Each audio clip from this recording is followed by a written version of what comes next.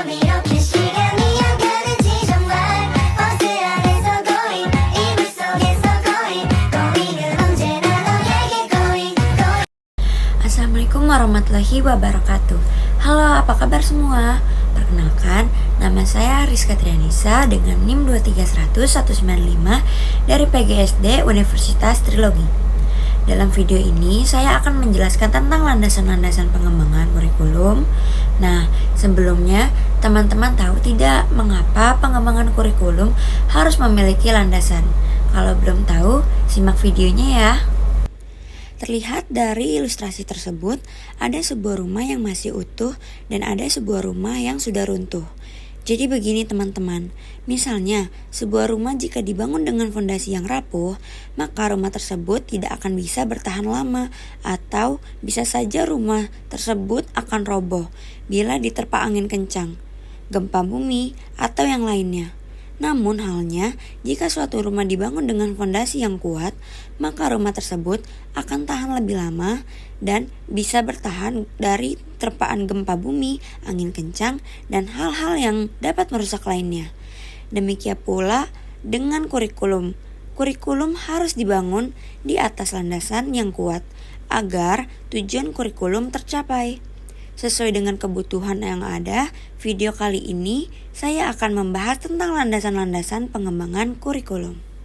Landasan-landasan pengembangan kurikulum terbagi menjadi 4. Yang pertama ada landasan filosofis kurikulum, yang kedua landasan psikologis, yang ketiga landasan sosial budaya, dan yang keempat landasan ilmu pengetahuan dan teknologi atau IPTEK. Landasan filosofis. Filsafat membahas segala permasalahan dunia, termasuk pendidikan yang disebut dengan filsafat pendidikan. Filsafat memberikan arah dan metodologi terhadap praktik-praktik pendidikan. Kemudian, praktik-praktik pendidikan memberikan bahan-bahan bagi pertimbangan filosofis.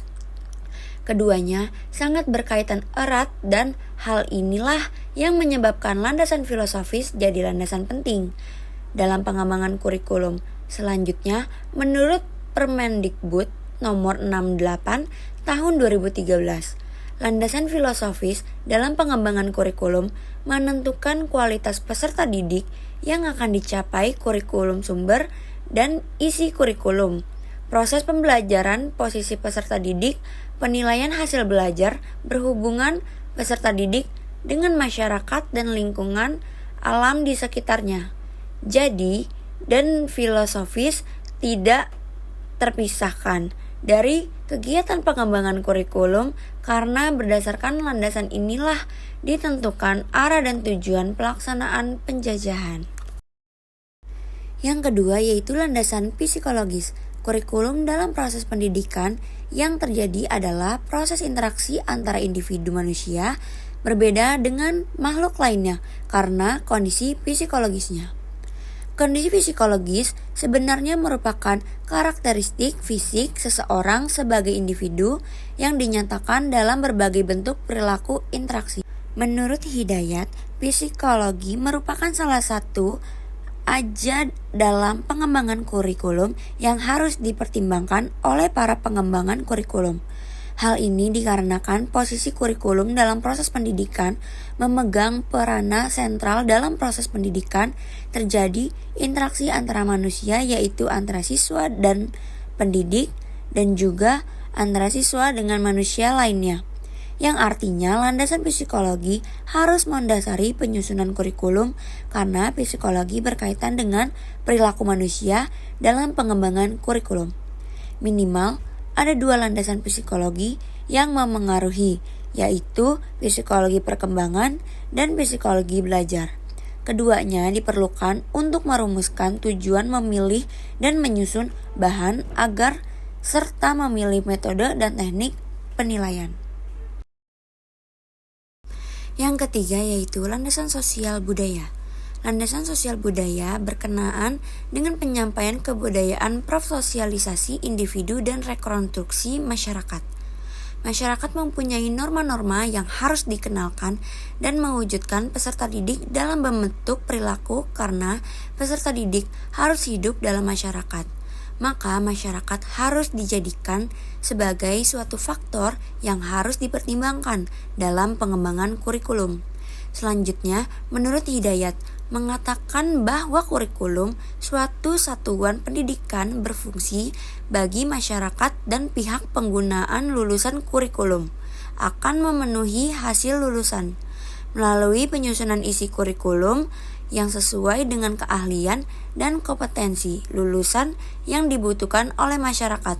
Dengan demikian, landasan sosiologis tidak terpisahkan dari proses penyusunan atau pengembangan kurikulum, karena masyarakat merupakan tempat siswa untuk hidup dan siswa harus diajarkan bagaimana cara hidup berdasarkan tuntutan masyarakat melalui pelaksanaan pendidikan. Landasan pengetahuan dan teknologi atau IPTEK. Mengingat pendidikan merupakan upaya penyebab siswa menghadapi perubahan yang semakin pesat, termasuk di dalamnya perubahan ilmu pengetahuan dan teknologi. Maka, pengembangan kurikulum sekolah haruslah berdasarkan ilmu pengetahuan dan teknologi atau IPTEK. Selanjutnya, menurut Sukmadinata, mengemukakan bahwa pengembangan ilmu pengetahuan dan teknologi secara langsung akan menjadi isi materi pendidikan, sedangkan secara tidak langsung memberikan tugas kepada pendidik untuk membekali masyarakat dengan kemampuan memecahkan masalah yang dihadapi. Sebagai pengaruh perkembangan ilmu pengetahuan dan teknologi, selain itu, pengembangan ilmu pengetahuan dan teknologi dimanfaatkan untuk memecahkan masalah-masalah pendidikan. Dengan kata lain, ilmu pengetahuan dan teknologi merupakan landasan-landasan kurikulum yang harus dibangun.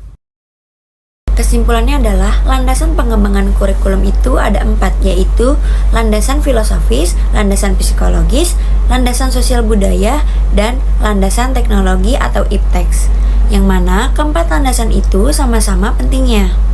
Oleh karena itu, teman-teman harus mempelajari dan memahami apa saja landasan untuk pengembangan kurikulum.